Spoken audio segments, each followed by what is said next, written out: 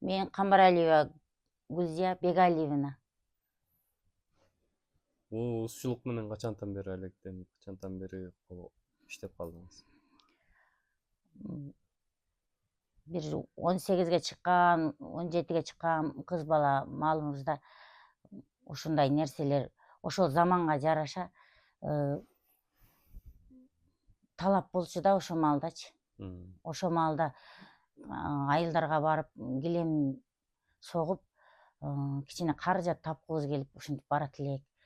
Анан кийин биздин күчүбүз бар деп байчелер кийиз кылдырат эле, кийиз бастырат эле, жүн сабатат эле. Анан ошондон үйрөнүп, ошолордун айтканын кылып, ошолордун анда ушунчалык даамын сызган эмеспиз, бирок ошентсе ham ошолордун айтканын кылып жүрүп үйрөнүп кеткенбиз да. Бүгүнкү күндө эмне жасап атасыз, эмне иш кылып атасыз? Бүгүнкү күндө шырдамал кылам. Шырдамал шырыйбыз, кийизин кылабыз, кол кийиз кылабыз, жүндү тутуп.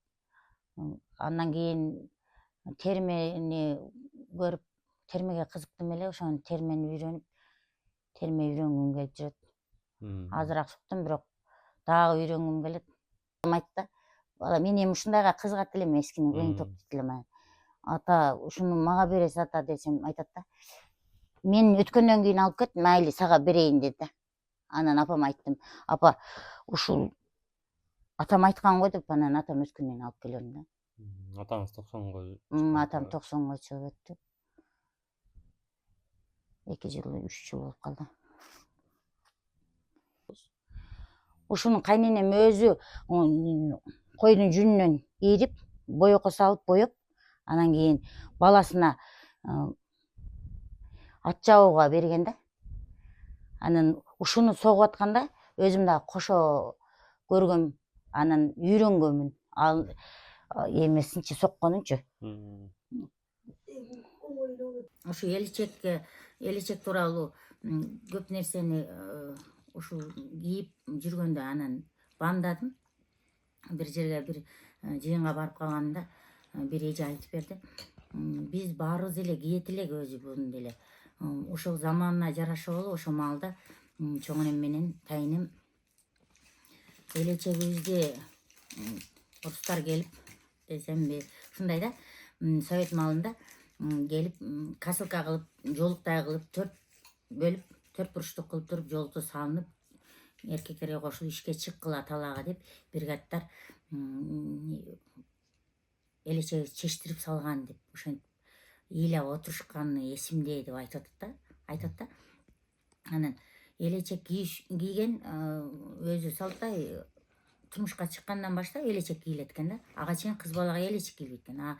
Ошондо ошол эже айтат, мен жаңы элечек кийсем, ушу элечегим алып койду деп, эми укмуш жасалга болгон экен да элечекчи.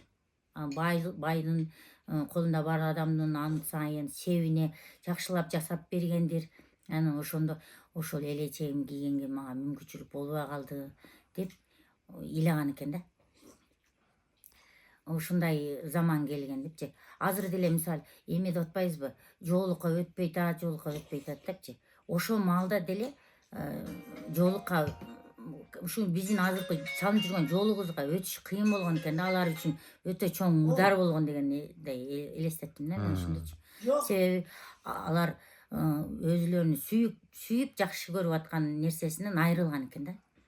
Ошол эң аянычтуу. Ошол тууралуу кийин дагы көп ойлонуп жүрдүм да.